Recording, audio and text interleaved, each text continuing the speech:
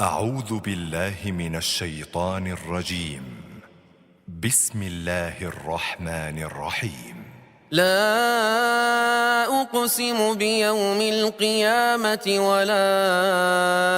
أقسم بالنفس اللوامة.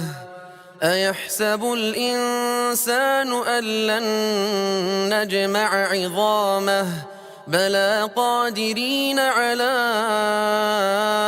أن نسوي بنانه بل يريد الإنسان ليفجر أمامه يسأل أيان يوم القيامة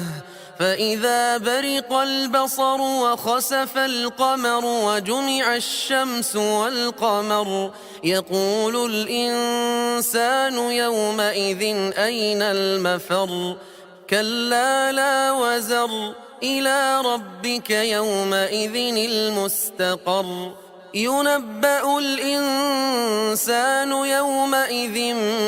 بما قدم وأخر بل الإنسان على نفسه بصيرة ولو ألقى معاذيره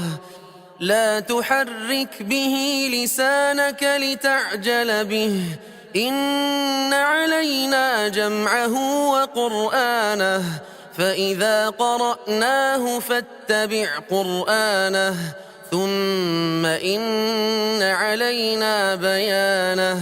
كلا بل تحبون العاجلة وتذرون الآخرة وجوه يومئذ ناضرة وجوه يومئذ ناظرة إلى ربها ناظرة ووجوه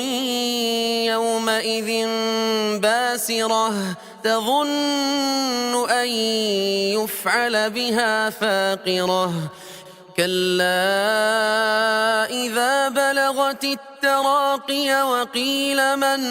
راق وظن أنه الفراق والتفت الساق بالساق إلى ربك يومئذ المساق